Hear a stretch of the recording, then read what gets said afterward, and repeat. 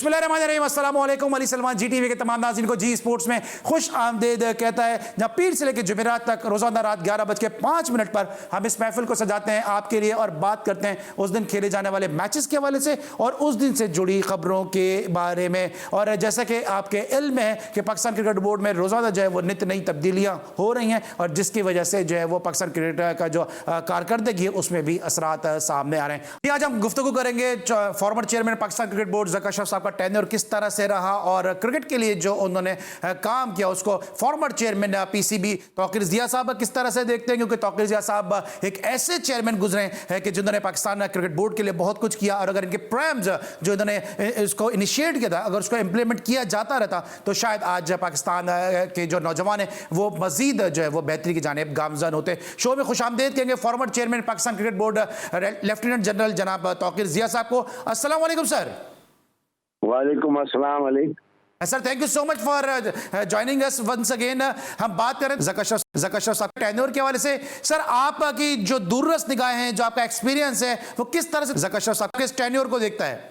देखिए, उनको तो मौका ही नहीं मिला। जो ये आना जाना इनका लगा रहा नजम सेठी और ज़का अशरफ का, तो मेरा ख्याल कोई भी फुली सेटल हो नहीं सका।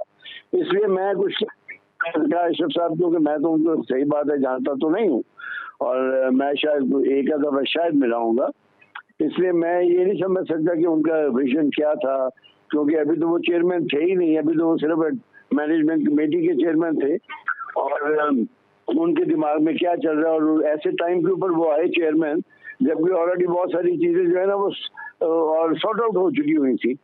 तो अब तो वो चेंज हो गए, अब तो मैं उनके बारे में कुछ कह नहीं सकता। बहरहाल इस दौरान में पाकिस्तान की टीम ने को अच्छा नहीं किया ऑस्ट्रेलिया में और आइंदा उम्मीद है कि बेहतर हो जाएगा। लेकिन सर, उन्होंने एक चीज़ और भी कही कि मुझे काम नहीं करने दिया। आप इस चीज़ से मुत्तफिक हैं कि उनको काम नहीं करने दिया या आप ये समझते हैं कि हालात ही ऐसी नहीं रहे कि वो काम नहीं कर सके? देखिए, बात यह है कि उनको तो जो कमेटी है उन्होंने तो यही कहा था कि आप मेजर पॉलिसी डिसीजन नहीं बनाएंगे, आप डे टू डे वर्किंग कर सकेंगे। ऑब्वियसली इन चीज़ों ने उनका हाथ रोक दिया। प्लस आप एनवायरनमेंट देखें ना, पाकिस्तान में जो पॉलिटिकल एनवायरनमेंट चल रही है उसकी वजह से भी मेरा ख्याल वो अपना पूरा वक्त शायद इसको ना दे सके। बहरहाल मैं अली तो हमेशा आप तो यही कहता रहूं कि जो भी चेयरमैन आए उसको 3 साल का टेन्योर पक्का मिलना चाहिए, क्योंकि 3 साल से कम के टेन्योर में वो पाकिस्तान क्रिकेट बोर्ड को सॉर्ट आउट नहीं कर सकता।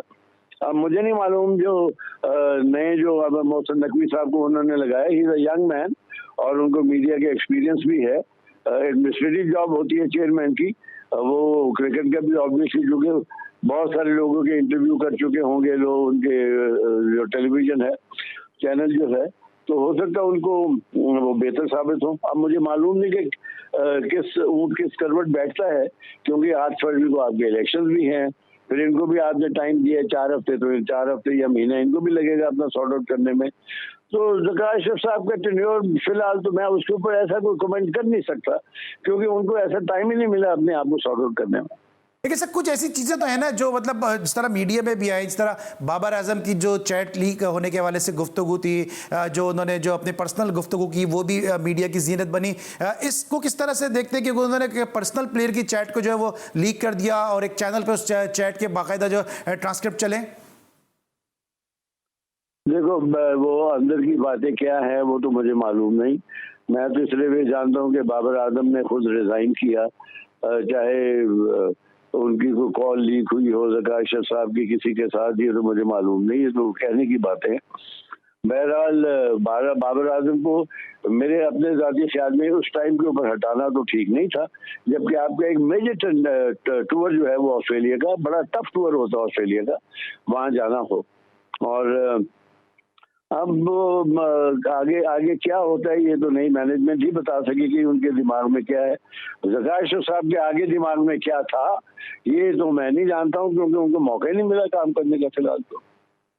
सर, क्योंकि मेरे ही शोज में आपने बारहा इस बात को कहा है और हम इस बात को बड़ा जो है वो प्रेज भी करते हैं कि आपने कहा कि अगर इंडिया हमसे नहीं खेल रहा तो हमें भी जो है उनके आगे मिन्नतें तरल्ले नहीं करने चाहिए। बड़ा कैटेगोरिकली आपने इस बात पे कहा और आपका स्टांस हमेशा से बड़ा इसमें फर्म रहा है। लेकिन दूसरी तरफ हमारी टीम इंडिया जा रही है खेलने के लिए वर्ल्ड कप और ज़का अशरफ साहब ने एक स्टेटमेंट दे दिया कि जी वो हमारा दुश्मन मुल्क है। आपको नहीं लगता कि ऐसे चेयरमैन इस तरह के स्टेटमेंट नहीं देने चाहिए? देखो सलमान, बात ये है कि ये बहुत सारी चीजें ना आईसीसी के नीचे भी आती है। आपके गवर्नमेंट, आपका जो इंडिया जाना वो आपका डिसीजन नहीं होता, वो आपकी गवर्नमेंट का डिसीजन होता है।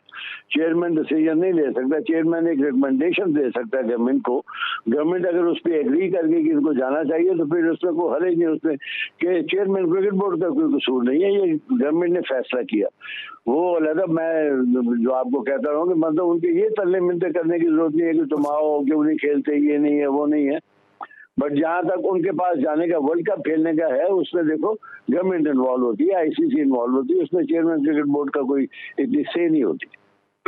सर, जो ज़का अशरफ साहब का आप बिल्कुल सही कह रहे हैं कि उनका बहुत कम टेन्योर के लिए है और हकीकतन उनको वाकई जो है वो उस तरह से काम करने का मौका मिल नहीं सका या करने नहीं दिया गया, जो भी उनके मारूजी हालात हों। लेकिन कुछ चीज़ें ऐसी भी तो है ना सर कि जिसमें चेयरमैन ज़का अशरफ साहब ने कहा कि जय शाह की यूएई में मुलाकात हुई है, वो एशिया कप के मैचेस देखने के लिए पाकिस्तान आएंगे, फिर जय शाह साहब उसको मना कर दिया, फिर रॉजर बिनी और वहाँ से जो बीसीसीआई के लोग आए, हाथों में हाथ डाल के तस्वीरें आई, बायलैटरल सीरीज़ की बातें आई, वो भी वहाँ से बीसीसीआई ने मना कर दिया। देखो सलमान, मैंने पहले भी इसके ऊपर बात हुई थी कि ये सारे होते हैं, ये ड्रामा होते हैं ना, वो ड्रामा कर रहे हैं ना। उनको वर्ल्ड कप के लिए पाकिस्तान की टीम चाहिए थी, उन्होंने आगे ये सब ड्रामे किए। उन्होंने आगे बायलैटरल सीरीज की भी बातचीत की विदाउट रियलाइजिंग कि ये बायलैटरल सीरीज उनका डोमेन ही नहीं है, ये तो गवर्नमेंट का डोमेन है। तो हम उस चक्कर में आगे, हमने फिर अपने गवर्नमेंट से पूछा। ये सारी चीजें जो ना, मैंने उस वक्त भी कहा था, ये सब ड्रामाबाजी है, ये कभी भी नहीं आएंगे आपके पास, ये नहीं खेलेंगे आपके पास जब तक गवर्नमेंट टू गवर्नमेंट जो हमारे रिलेशनशिप है वो ठीक नहीं होते। और दूसरी तरफ जो इस तरह हफीज को जो है वो पूरे इख्तियारात दे दिए गए, बहुत सारे फॉर्मल प्लेयर इस बात पे नाराज भी हैं कि एक ही बंदे को सारे इख्तियार दे दिए गए और फिर टीम की परफॉर्मेंस भी ज्यादा अच्छी नहीं रही। देखो उसको टेन्योर तो मुझे नहीं मालूम है कि इसलिए ऑस्ट्रेलिया वाला ही टूर था उसका, क्योंकि उसको 3 साल के लिए चाह रहे थे, वो भी फुली सेटल नहीं है। देखो एक आदमी जब नया नया आता ना तो बड़ा जोशीला होता है, बड़े जोश से काम करता है, वो समझता है कि वो सारे काम ठीक कर लेगा, ये ऐसा होता नहीं है। आपको हर चीज में आपको मिलजुल के चलना पड़ता है, आपको समझ होनी चाहिए कि कौन सा आपका टूर है, क्या आप चेंजेस कर सकते हैं, नहीं कर सकते। क्योंकि ये को मेरा मतलब है कि कोई बांग्लादेश का या श्रीलंका का टूर तो नहीं था, ये तो ऑस्ट्रेलिया का टूर। आपने सब कुछ रद्दो बदल कर दिया और उसमें आपने को चीफ सेलेक्टर भी बना दिया, उसको वो कर दिया। तो एकदम ऐसी चीजें हुई, सीधे आदमी होते हैं ना, शुरू में आते हैं, वो बहुत सारी चीजें ठीक करने की कोशिश करते हैं वो, लेकिन उसमें मेरे ख्याल में कुछ अकलमंदाना फैसले करने चाहिए, सोच बूझ करनी चाहिए, कुछ थोड़ा सब्र होना चाहिए। टूर खत्म हो जाए फिर उसके बाद आप जो मर्जी करते रहे। और सर ये इस तरह से वहाब रियाज साहब की सिलेक्शन कमेटी है, ये प्लेयर जो रिसेंट पास्ट के प्लेयर हैं उनको ये ऑफर कर रहे थे कि सिलेक्शन कमेटी में आ जाए। लेट्स सपोज असद शफीक को सिलेक्शन कमेटी में इंडक्ट करने की बात की गई, खुर्रम मंजूर को ऑफर की गई और भी ऐसे प्लेयर्स को ऑफर की गई जो करंट डोमेस्टिक खेल रहे थे। आपको लगता है ये सही डिसीजन था या सही डिसीजन साबित हो सकता था?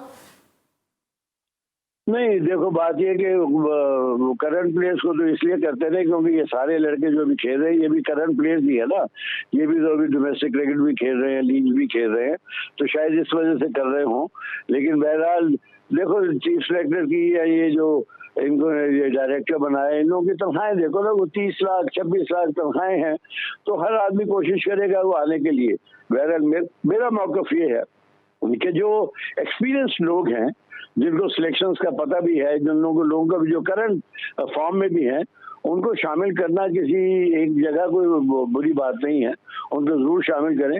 अगर देखो ना अभी अगर ये किसी क्रिकेटर को लगा दें चेयरमैन अगले 3-4 साल के लिए, ताकि उसको क्रिकेट का भी पता है, अगर मैनेजमेंट का भी पता है, वो कर लेगा।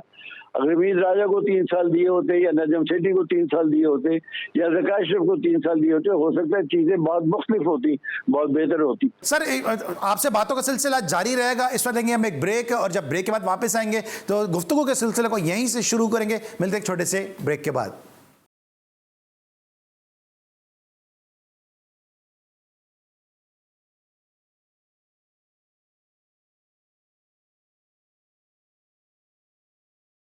Welcome back after the break. और ब्रेक पर जाने से पहले हम तौकीर ज़िया साहब से बात करते हैं पाकिस्तान क्रिकेट बोर्ड के चेयरमैन ज़फ़र अशरफ साहब के टेन्योर के हवाले से, उनके काम के हवाले से, और किस हद तक जो थे ज़फ़र अशरफ साहब का जो स्टेटमेंट था कि उनको काम करने नहीं दिया गया, उससे किस हद तक हमारे ऑनरेबल चेयरमैन तौकीर ज़िया साहब मुत्तफ़िक़ हैं। अच्छा सर, कहा यह जाता है कि जी क्रिकेट बोर्ड का चेयरमैन क्रिकेटर को होना चाहिए। आपने सीट को आपने चेयर किया, बहुत अच्छी तरह से इसके जो है प्रोज एंड कॉन्स आप जानते हैं। क्या आपको लगता है कि क्रिकेट बोर्ड का चेयरमैन क्रिकेटर को ही होना चाहिए? बहुत सारे नाम आ रहे हैं, मियादाद साहब हैं, मोइन खान साहब हैं, राशिद लतीफ़ साहब हैं, कि या रमीज़ राजा साहब की वापसी की बातें भी हो रही हैं। देखो सुमान, बात यह है कि आप दुनिया के जितने क्रिकेट बोर्ड है उनको देख रहे हैं, उसमें से कितने क्रिकेटर्स हैं। मेरे ख्याल कोई भी क्रिकेटर नहीं है किसी भी बोर्ड का, और वो सारी एडमिनिस्ट्रेटिव अपॉइंटमेंट, लेकिन उनका शायद तरीकाकार या सिस्टम जो है उनका चेयरमैन के बनाने का वो मुख्तलिफ है। हो सकता है कि आप एक सिस्टम भी इख्तियार करें, जरूरी नहीं है किसी बोर्ड का कोई चेयरमैन क्रिकेटर नहीं है। राणा तुंगा मेरा ख्याल श्रीलंका का था, फिर वो भी चला गया। बहरहाल अगर क्रिकेटर एक अच्छा एडमिनिस्ट्रेटर या उसने एडमिनिस्ट्रेटिव जॉब की हुई है तो उसको वो शायद बेहतर साबित हो। लेकिन जो भी हो, मैं समझता हूँ कि अगर आपने चेयरमैन को किसी को बनाना है तो आप एक कमेटी बनाएं और उसको इंटरव्यू करें। जो अगर लोग जो चेयरमैन बनना चाहते हैं उनके इंटरव्यू करके उनको देखें कि कौन आपके लिए बेहतर हो सकता है। भाई ये एक तरीका है। बाकी स्वाब भी तो प्राइम मिनिस्टर की भी वो चाहे सफेद करे क्या करे वो उनकी मर्जी है। लेकिन मेरा मौकफ ये है कि जो भी चेयरमैन हो, चाहे वो क्रिकेटर हो चाहे वो एडमिनिस्ट्रेटर हो, उसको 3 साल कंप्लीट करने दिया जाए। सर, आपको लगता है कि ये मोहसिन नकवी साहब एक जो थर्ड ऑप्शन के तौर पे सामने आए? इससे पहले जो म्यूजिकल चेयर का गेम ज़फ़र अशरफ और नजम सेठी साहब के दरमियान खेला जाता रहा, कभी इनकी बारी कभी उनकी बारी, कभी वो उस कुर्सी पे बैठ गए, कभी ज़फ़र अशरफ साहब इस कुर्सी पे बैठे, इसने पाकिस्तान क्रिकेट को असल डैमेज किया है। देखो ये तो डेफिनेटली है, जब आप जो भी आदमी आएगा, जब वो जो हेड होता है वो अपना एक विजन देता है ना, आगे 5-10 साल का जो भी होता है। अगर वो खुद ही अपनी उनकी पोजीशन जो है वो स्टेबल नहीं है तो वो कैसे अपना विजन दे सकते हैं ना। तो ऑब्वियसली डैमेज तो हुआ ही है। मैं तो पहले भी कह रहा था कि नजम सेठी को भी हटाने की जरूरत नहीं थी, उसको भी 3 साल पूरे करने देते। आफ्टर PSL का वो इनिशिएटर भी है, उसने PSL भी करवाया, उसने क्रिकेट बोर्ड भी चलाया। बहरहाल अशरफ आ गए, उनको भी आपको टाइम तो देना चाहिए था। डैमेज तो डेफिनेटली होता है। देखो ना, जब आपकी स्टेबिलिटी ना हो, आप अपने मुल्क की हालत देख लें ना। अगर पॉलिटिकल स्टेबिलिटी होगी तो आपकी सारा कुछ ठीक हो जाएगा। तो क्रिकेट बोर्ड में भी अगर स्टेबिलिटी होगी तो इंशाल्लाह सब ठीक हो जाएगा। इंशाल्लाह। सर, किस तरह से, अगर मैं आपसे कहूँ किस तरह से अगर रेट करेंगे या आप किस तरह से इनको मार्किंग करेंगे? अगर मैं बात करता हूँ एहसान मानी साहब हैं, उसके बाद रमीज़ राजा साहब आए, फिर सेठी साहब आए, फिर ज़फ़र अशरफ साहब आए, ये 4-5 जो रिसेंट पास्ट के अंदर चेयरमैन आए, आप किस तरह से इनको रेट करेंगे? देखो ये सलमान जी, मुझसे तुम ऐसे सवाल कर रहे हो। मैंने जिंदगी में कभी किसी अपने प्रीडिसेसर को या किसी को लेट डाउन नहीं किया है, नीचे दिखाने की कोशिश नहीं की। बहरहाल मैं आपको मालूम है मेरे एक मौकफ है, जो भी हेड ऑफ द इंस्टीट्यूशन होता है वो कभी इंस्टीट्यूशन को तबाह करने के लिए नहीं आता, उसको अच्छा करने के लिए आता है। उसमें शायद देखो ना, अगर मैंने 4 साल गुजारे, मुझसे कई गलती हुई होंगी। हो सकता है कई लोग सोचते हो कि मैं तबाह करके चला गया। इस तरीके से बाकी लोग भी है, उनको आप मौका देते तो शायद वो अच्छा काम करते। अपनी देखो, उनकी अपनी इज्जत इन्वॉल्व होती है ना। अगर वो अपनी इज्जत के लिए काम करेंगे तो अच्छा ही काम करेंगे, तो बात तो नहीं करेंगे ना।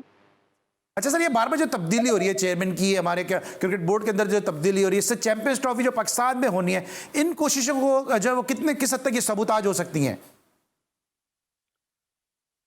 देखो, मैं अभी पहले तो दुआ करो कि 8 फरवरी के जो इलेक्शन होते हैं उसके बाद तो सारा कुछ स्टेबल हो जाए। जब एक दफा स्टेबल हो जाएगा फिर उसके बाद देखो ना, relationship between government to government जो है, और फिर ICC को इन्वॉल्व होना पड़ेगा। और मुझे कोई ऐसा लगता नहीं है कि आपकी चैंपियनशिप पाकिस्तान में हो पाएगी। PSL सर होती देख रहे हैं आप, क्योंकि इलेक्शन के दिनों में PSL का भी स्केड्यूल है। मुश्किल है, मुझे नहीं लगता कि आप चैंपियंस ट्रॉफी के लिए लोग एग्री करेंगे पाकिस्तान आने के लिए। सर मैं पूछ रहा हूँ, पाकिस्तान सुपर लीग आपको लग रहा है कि हो जाएगी? क्योंकि उन्हीं तारीखों में कि जब PSL स्केड्यूल है तो उन्हीं तारीखों में इलेक्शन भी है। देखो ये तो डिपेंड करता है ना कि आपने PSL कब आपका शुरू होना है और आपकी चैंपियंस ट्रॉफी कब होनी है। PSL तो मेरा ख्याल अगले महीने में शुरू हो जाएगा। तो PSL का खैर इलेक्शन के साथ कोई ताल्लुक नहीं है। PSL अगर होना है तो वो तो हो ही जाएगा। लेकिन चैंपियंस ट्रॉफी कब है? वो मार्च में है चैंपियंस ट्रॉफी? नहीं, जी जी, हम तो सिर्फ दुआ करते हैं कि पाकिस्तान जो है ना वो तरक्की की राह पे गामजन रहे, और क्या। इंशाल्लाह इंशाल्लाह। अब सर, नए आने वाले चेयरमैन के लिए अगर आप कुछ एडवाइस कर सकें या कुछ उनको गाइडलाइन दे सकें कि किस ट्रैक पर उनको चलना चाहिए, क्योंकि एडमिनिस्ट्रेटिव पॉइंट ऑफ व्यू से अगर बात करते हैं तो वो तो प्रूव किया है मोहसिन नकवी साहब ने, लेकिन क्रिकेट बोर्ड की एक अलग डायनेमिक्स है, एक अलग पॉलिटिक्स है, एक दरूने खान अलग सियासत है, तो किस तरह से उनको चलना चाहिए? बिल्कुल आप ठीक कह रहे हैं, वो मीडिया का आदमी है, उसने मीडिया में बहुत सारे, मुझे याद है सिटी 42 के ऊपर हम लोगों ने बहुत सारे इंटरव्यू दिए। तो देखो, क्रिकेट का हो सकता है वो ना खेले हों, लेकिन एडमिनिस्ट्रेटर तो है, क्योंकि मीडिया अपने चैनल को संभालना और इतना सारा कुछ करना वो भी एक आर्ट ही है। बाकी मैं तो खैर तो उनको क्या मैं उनको क्या एडवाइस दे सकता हूँ। मैं यही समझता हूँ कि उनको पुराने क्रिकेटर जो हैं, जो एक्सपीरियंस है, उनको बैठाना चाहिए साथ, और उसके मुताबिक जो क्रिकेट के मामला है ना उसको सॉर्ट आउट करने चाहिए। Sir, thank you so much for your valuable time. General Tauqir Zia साहब हमारे साथ मौजूद थे, हमेशा की तरह जो है वो इनके ख्यालात जो थे आपने सुने, हमेशा बड़े पॉजिटिव रहते हैं, और इनके एक स्टांस है, बड़ा अच्छा इनका मौक़िफ़ है कि जो भी चेयरमैन क्रिकेट बोर्ड आ रहा है उसको पूरा टेन्योर देना चाहिए, पूरा टाइम देना चाहिए, ताकि वो अपनी पॉलिसीज़ को इम्प्लीमेंट कर सके। हमें उम्मीद है कि चेयरमैन साहब की गुफ्तगू से यकीनी तौर पर आप मुस्तफ़ीज़ हुए होंगे। इस पर लेंगे हम एक ब्रेक, और जब ब्रेक के बाद वापस आएंगे तो chairman cricket board Tauqir Zia साहब के बाद एक और ज़बरदस्त चेयरमैन और एक ऐसी शख्सियत हमें ज्वाइन करेंगे जिन्होंने क्रिकेट बोर्ड में बतौर चेयरमैन भी और बतौर सेक्रेटरी भी काफ़ी वक्त गुजारा है। मिलते हैं एक छोटे से ब्रेक के बाद।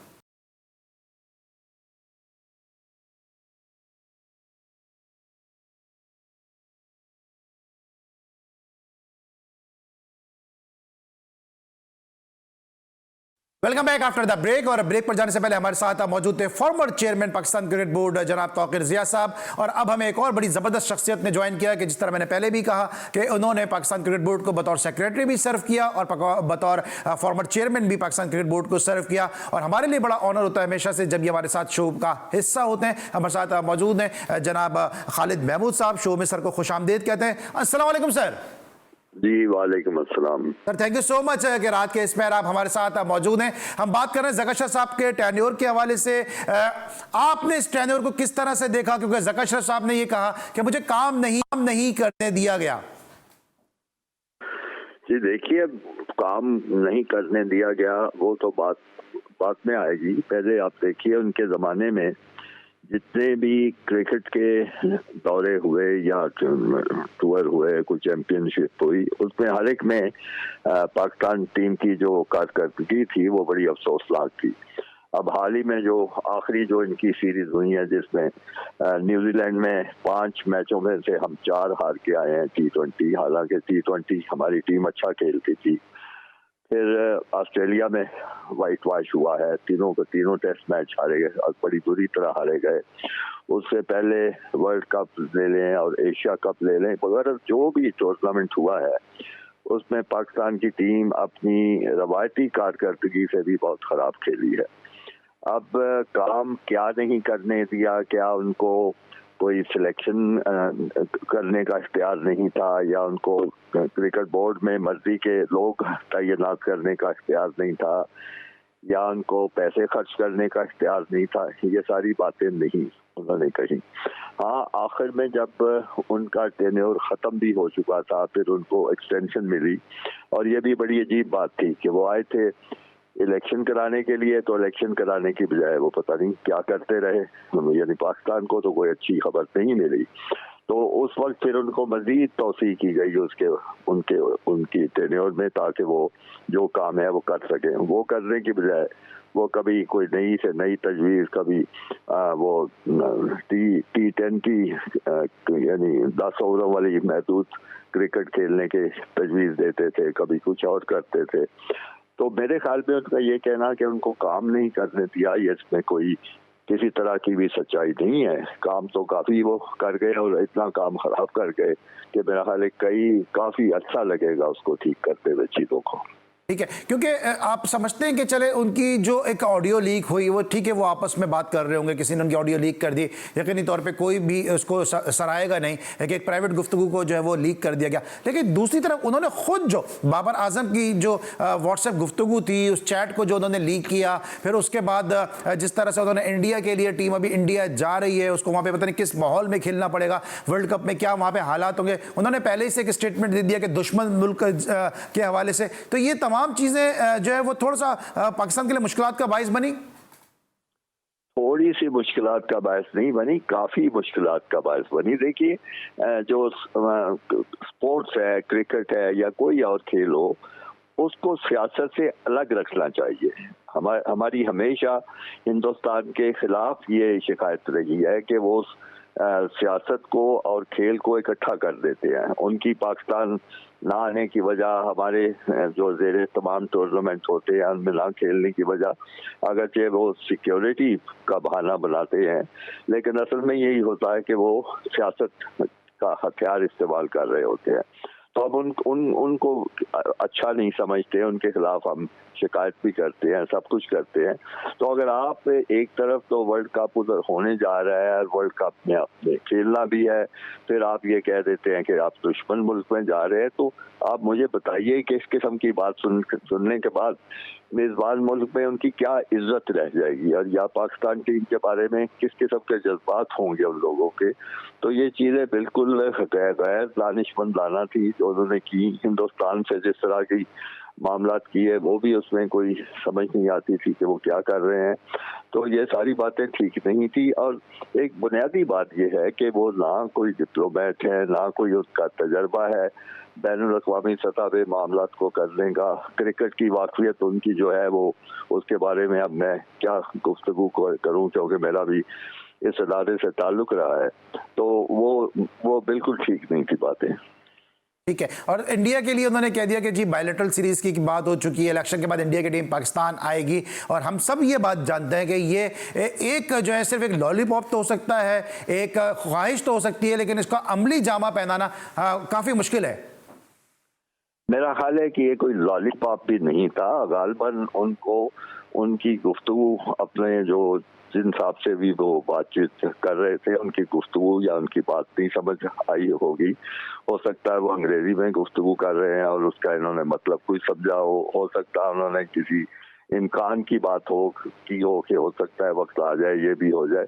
मैं नहीं समझता कि कोई लॉलीपॉप की बात थी। उन्होंने या तो उनको समझ नहीं आई, या उन्होंने जानबूझकर ऐसा बयान दिया है पाकिस्तानी मीडिया और पाकिस्तानी अवाम के सामने कि जिसमें उनकी बड़ी वाह हो जाए। क्योंकि अभी ब्रेक पर जाने से पहले मेरे साथ तौकीर ज़िया साहब मौजूद थे। उन्होंने बड़ा कैटेगोरिकली हमेशा ही कहा, एक बड़ा फर्म उनका स्टांस रहा है कि इंडिया अगर जवाब नहीं दे रहा, और एक सोल्जर का जो स्टांस होना चाहिए, तो उन्होंने कहा कि अगर इंडिया हमारे साथ नहीं खेलना चाहता तो हम ना खेलें। लेकिन आपको लगता है सर कि ज़का अशरफ साहब के दौर में हम इंडिया के मामले में थोड़ा बैकफुट पर रहे? पहले यूएई में आपको याद होगा इन्होंने कहा एशिया कप देखने के लिए जय शाह और बीसीसीआई का वफ्द जो है वो पाकिस्तान आएगा, फिर जय शाह ने उसकी तरदीद कर दी कि ऐसा कुछ नहीं है, फिर बायलैटरल सीरीज के हवाले से फिर इंडिया को दुश्मन मुल्क करार दिया, फिर अगले हफ्ते वहां पर पहुंच गए। तो इंडिया से हम जरा बैकफुट पे रहे इस टेन्योर में। देखिए, इंडिया से जो भी जिस तरह के मामला किए गए हैं हमारे मुख्तलिफ क्रिकेट बोर्ड्स ने, ये सिर्फ ज़का अशरफ साहब नहीं बल्कि इनके जो पेशराव थे नजम सेठी साहब के ज़माने में भी, वो मुनासिब नहीं थे।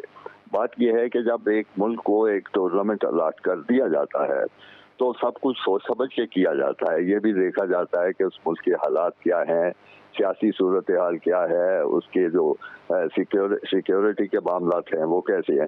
ये सब करने के बाद जब एक टूर्नामेंट अलाट होता है तो फिर मेज़बान मुल्क को कोई ज़रूरत नहीं है कि वो दूसरे मुल्कों की मिन्नत समाजत करता फिरे कि जी आप आए और हमारे पास खेले। जब ये मामला हुआ था और हिंदुस्तान ने कहा था कि वो नहीं आएंगे, एशिया कप में उनकी टीम नहीं आएगी, तो उसका जवाब बड़ा सीधा होना चाहिए था कि ठीक है जी, हमने आपका एक रख दिया है मैचेस जिस तरह थे, अगर आप आके खेलेंगे तो बिस्मिल्लाह, बड़ी अच्छी बात है। अगर आप नहीं खेलना चाहते तो दूसरी टीम को वॉकओवर मिल जाएगा और उसके मुताबिक टूर्नामेंट हो जाएगा।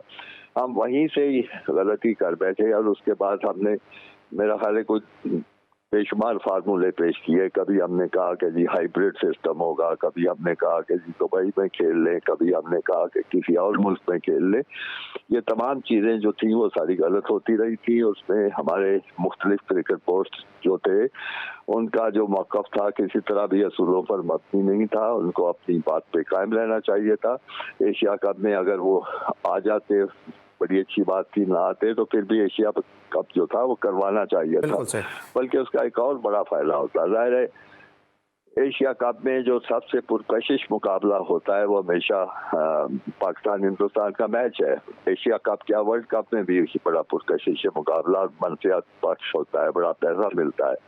अगर एशिया कप में हिंदुस्तान ना अपनी टीम भेजता, ज़ाहिर है कि उनका इरादा कोई नहीं था भेजने का, तो इस टूर्नामेंट को माली तौर पे नुकसान होता। और जब माली तौर पर नुकसान होता और ये दूसरे जो ममालिक थे जैसे श्रीलंका और बांग्लादेश और इस तरह के अफगानिस्तान वगैरह, उनको कुछ हिस्सा ना मिलता, तो फिर उनको ये समझ आती कि वो आंखें बंद करके अंधाधुंध जिस तरह भारत का साथ देने की कोशिश करते हैं, चाहे सियासी दबाव की वजह से या जिस तरह भी, वो एक बड़ा घाटे का सौदा है।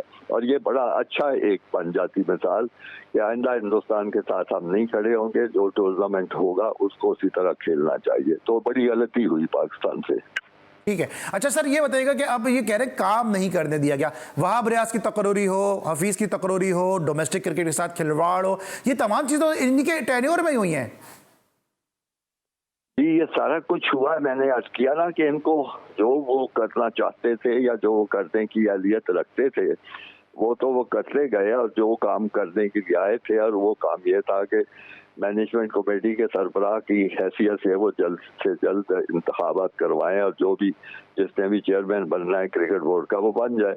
तो ये सारी चीज़ नहीं हो सकी, और उसका भी एक बड़ी दिलचस्प उसके बारे में बात की जाती है। मैं ज़ाती तौर पे इस हैसियत और पोजीशन में नहीं हूँ कि मैं उसको कह सकूं कि ऐसा ही है, लेकिन मैंने मीडिया में पढ़ा है कि चूंकि आइन के मुताबिक, जो पाकिस्तान क्रिकेट बोर्ड का आइन है उसके मुताबिक जो क्वालिफिकेशन दरकार थी वो ज़का अशरफ साहब में नहीं थी। ये बल्कि आप लोग शायद इसकी बेहतर कुछ तस्दीक या तरदीद कर सके। तो अगर ऐसी सूरत थी और वो आइन के मुताबिक जो शराइत थी या जो रिक्वायरमेंट थी, ज़रूरियात थी, उसमें पूरे नहीं उतरते थे, तो फिर तो बड़ी गैर अखलाकी हरकत होती है कि उन्होंने वो मेंबरशिप ही क्यों कबूल की, वहाँ पे आई क्यों। उनको खुद बताना चाहिए था कि जी मैं उस आइन के मुताबिक, शराइत के मुताबिक पूरा नहीं उतरता। ठीक है सर, लास्ट मेरा क्वेश्चन है कि नए जो आने वाले मैनेजमेंट कमेटी के जो चेयरमैन है मोहसिन नकवी साहब, जो इस वक्त इंटरिम जो है वो केयर टेकर, इनफैक्ट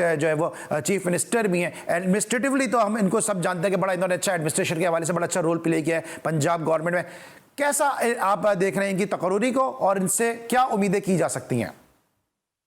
एक जो इसका मनफी पहलू है, मनफी पहलू इसका ये है कि अब ये जो ओहदा है ये बिल्कुल ज़ाती रवाबत और ताल्लुक की बुनियाद पर दिया जा रहा है। ये बिल्कुल गलत बात है, ऐसे नहीं होना चाहिए। आपको मैं पुराने जो चेयरमैन बनते रहे क्रिकेट बोर्ड के, उनके बारे में अगर बताऊं कि उन्होंने कभी ना कोई भाग दौड़ की थी, ना इसके लिए कोशिश की थी। अब मैं 2-3 नाम आपके सामने लेता हूँ। मसलन आप क्या सोच सकते हैं कि जस्टिस कार्निलियस इस ओहदे के लिए भाग दौड़ करते रहे होंगे? क्या एयर मार्शल नूर खान जो थे वो इस ओहदे के लिए हाथ पांव मार रहे थे? बल्कि एयर मार्शल नूर खान के बारे में तो मुझे किसी इंसाइडर ने बताया था कि उनको जब ये कहा गया तो उन्होंने कहा भाई मुझे तो क्रिकेट का कुछ नहीं ज़्यादा पता। तो उनको कहा गया कि जी आप स्पोर्ट्स एडमिनिस्ट्रेटर हैं, आपने हॉकी इतनी शानदार चलाई है, आप स्क्वाश का इतना अच्छा बंदोबस्त कर सकते हैं, तो आप क्रिकेट भी कर लें। तो इसी तरह अब्दुल हफीज कारज़ा साहब को दावत दी गई है, वो सरबराह बने, जाहिद अली अकबर इसी तरह सरबराह बने। तो वो रवाज ही नहीं था, इस मुल्क में भी रवाज नहीं था कि कोई पौधे के लिए इस तरह जान की बाजी लगा दे, इस तरह दौड़ धूप करे।